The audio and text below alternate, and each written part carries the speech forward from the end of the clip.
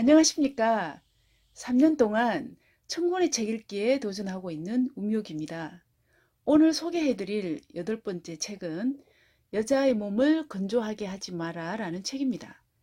여러분께서도 쉽게 공감하시겠지만 요즘은 남자든 여자든 맑고 고운 피부와 동안을 만드는데 많은 투자를 합니다. 비싼 화장품을 사서 얼굴에 바르기도 하고 전문적인 피부 관리 샵이나 피부과를 찾아다니면서 많은 돈을 주고 정기적으로 관리도 받습니다. 그런데 돈은 1원도 안 들이고 비싼 화장품도 사용하지 않고 전문적인 관리를 받지 않고도 촉촉하고 맑고 고운 피부와 동안을 만드는 비법을 제가 우연히 알게 됐습니다. 그래서 저도 여러분께 공짜로 이 비법을 알려드리도록 하겠습니다. 요즘 현대를 살아가는 많은 사람들은 고혈압이라든지 비만 그리고 알레르기성 질병들로 많이 힘들어하고 있습니다. 또 여자들은 얼굴에 끼어있는 기미나 주름살을 없애기 위해서도 많은 애를 쓰고 있습니다. 그런데 이 모든 증상들이 우리 몸이 건조해서 생기는 증상이라고 합니다.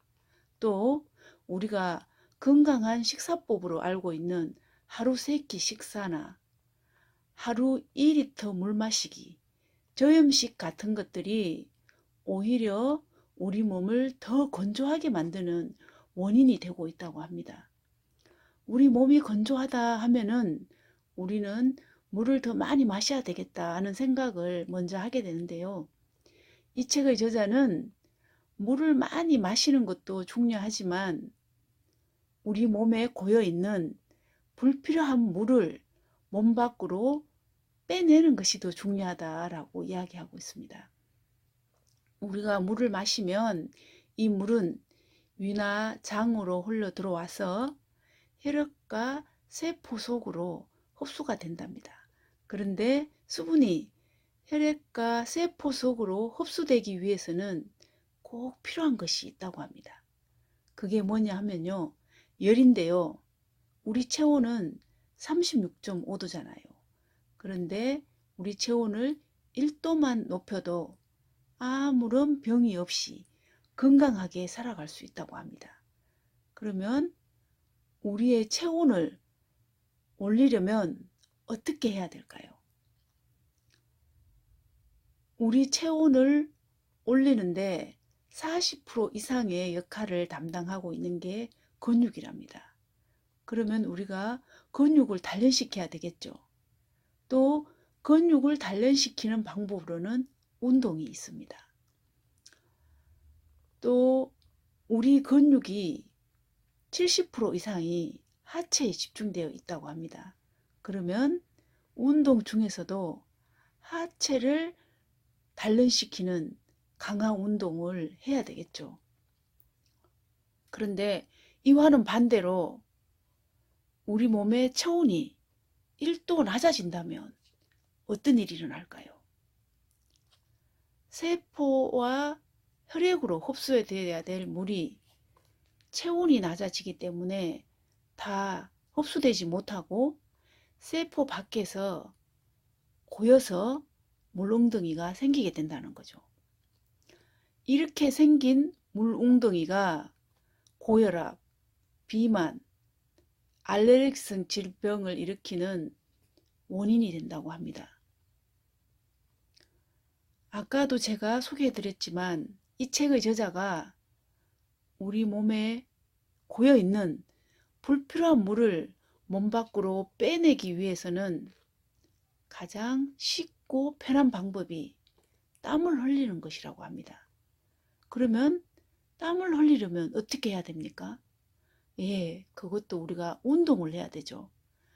지금까지 제가 소개해드린 내용을 요약해보면 우리가 세포가까지 촉촉하게 윤기가 나는 맑은 피부와 동안을 만들기 위한 필수 조건이 운동입니다. 그 다음으로는 이 운동과 함께 병행해야 할 것이 식사법인데요. 이 책의 저자가 소개하고 있는 식사법으로는 아침 단식입니다. 우리가 하루 세끼 식사를 거르지 않고 꼬박꼬박 챙겨 먹게 되면 우리 몸은 음식을 소화하고 흡수하는 데 바빠서 배설을 잘 하지 못한답니다. 그래서 그게 우리 몸속에 정체되고 쌓여서 물웅덩이가 생기게 된다는 거죠. 그런데 아침 단식을 하게 되면 저녁에 잠잔 시간, 아침에서 점심때까지 그 긴 시간 동안 허기진 세포가 수분과 영양분을 탐욕적으로 축적을 하게 된다는 거죠. 그래서 우리 몸의 혈류가 개선이 돼가지고 수분과 영양분이 세포까지 촉촉하게 공급이 된다고 합니다. 또 몸에 열을 내게 하기 위한 음식으로는 아침 단식과 함께 당근과 사과를 갈아서 주스를 만들고 거기에 약간의 소금을 넣어서 마시게 되면 몸의 체온이 상승이 하고요. 또 하나 몸속에 난로라고도 할 수 있는 생강차까지 함께 더불어서 마셔주면 우리 몸은 더 촉촉하게 된다고 합니다. 여러분, 이 책에 소개된 운동법과 식사법을 한번 읽어보시고 올해는 촉촉하고 맑고 고운 피부와 동안에 도전해 보시기 바랍니다.